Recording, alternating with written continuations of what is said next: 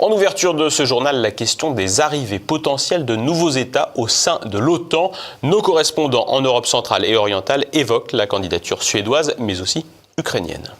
Mais qu'a donc bien voulu faire Emmanuel Macron en déclarant en début de semaine qu'il n'était pas hostile à l'adhésion de l'Ukraine à l'OTAN ? Difficile parfois de parvenir à décrypter les analyses du champion toute catégorie du « en même temps ». D'autant plus que du côté américain, Joe Biden affirmait samedi dernier qu'il ne souhaitait pas faciliter l'adhésion de l'Ukraine à l'OTAN, en ce sens qu'il ne voulait pas exempter l'Ukraine de nombreux critères requis pour cette adhésion. Si, comme l'analysait François Asselineau sur l'antenne de TV Liberté cette semaine, cette annonce aura au moins eu son effet de cliquet, c'est-à-dire d'un pas franchi duquel on ne revient pas en arrière, toujours est-il que cela ne devrait pas avoir de conséquences sur le prochain sommet de l'OTAN, qui aura lieu à Vilnius, la capitale lituanienne, les 11 et 12 juillet prochains. En effet, le secrétaire général de l'OTAN, Jens Stoltenberg, a coupé court aux spéculations en affirmant clairement que l'Ukraine ne recevrait pas d'invitation à rejoindre l'OTAN en juillet 2023. Il est vrai, faut-il le rappeler, que traditionnellement les pays ayant des différends territoriaux non réglés ne peuvent rejoindre l'Alliance, étant donné les implications que cela pourrait entraîner, notamment au niveau du fameux article 5. Cette considération vaut donc aussi bien pour l'Ukraine que pour la Géorgie ou la Moldavie, mais aussi Chypre. En clair, l'annonce de Macron est en quelque sorte une drôle d'annonce dans ce qui constitue parfois une drôle de guerre, en ce sens qu'elle est au moins tout autant une guerre de proxy et de déclaration médiatique qu'une guerre sur le terrain, en particulier depuis que le front n'a quasiment plus bougé depuis l'automne 2022. Peut-être qu'Emmanuel Macron a voulu imiter les Allemands, qui depuis le début du conflit sont en grave difficulté économique et soutiennent davantage Kiev en mots qu'en actes concrets, et espèrent se positionner sur le chantier de la reconstruction de l'Ukraine, au demeurant très hypothétique pour le moment.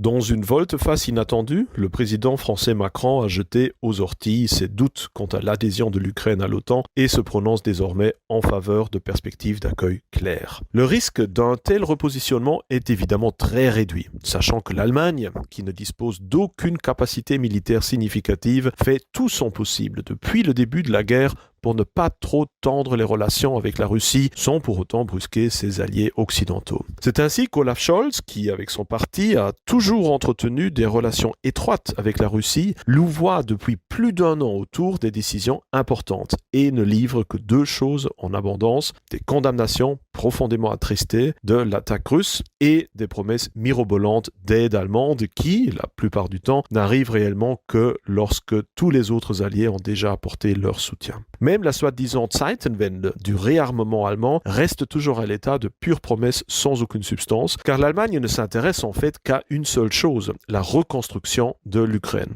On se souvient du nombre de pays d'Amérique latine qui ont déclaré la guerre à l'Allemagne dans les dernières semaines de la Seconde Guerre mondiale afin d'être du côté des gagnants. De façon analogue, plus on se rapprochera de la fin de la guerre d'Ukraine et plus Berlin voudra se positionner de manière politiquement adéquate pour pousser la Pologne de son piédestal actuel de partenaire ukrainien privilégié et pour créer les conditions idéales pour transformer l'Ukraine en grave besoin d'investissement en prochain hinterland d'une économie allemande actuellement à bout de souffle. L'autre élargissement de l'OTAN, qui lui sera peut-être réellement à l'ordre du jour à Vilnius, est celui de la Suède. Stockholm a déposé sa demande il y a 1 an, mais celle-ci n'a pas encore été ratifiée par la Hongrie et la Turquie, qui traînent ainsi des pieds depuis plusieurs mois. La Hongrie ne constitue pas une opposition sérieuse et réelle à l'opposition de la Suède à l'OTAN. Budapest semble en réalité jouer un jeu coordonné en faveur de son partenaire turc et a toujours rappelé, comme dans le cas du dossier finlandais, qu'elle ne serait pas le dernier État membre de l'OTAN à procéder à la ratification. En revanche, le suspense est de mise pour savoir si le président turc Erdogan cédera devant l'impatience affichée des Américains qui se disent désireux de régler le dossier suédois pour l'été. Pour la question de l'adhésion de la Suède à l'OTAN, en réalité, on a l'impression que, mine de rien, ça tarde un petit peu et que même si des signes commencent à être envoyés, les Turcs ne semblent pas destinés à débloquer rapidement cette question. On a encore eu, il y a quelques heures à peine, le président du Parlement turc qui a estimé que la Suède devait remplir ses obligations. Finalement, rien n'indique qu'Ankara sera prête à laisser la Suède adhérer pour, finalement, disons, les hasards du calendrier, c'est-à-dire très concrètement qu'il n'est pas certain du tout que pour le sommet de Vilnius, la Turquie accepte de débloquer la candidature de la Suède à l'OTAN. La Suède a envoyé des messages, en particulier en extradant un membre du PKK,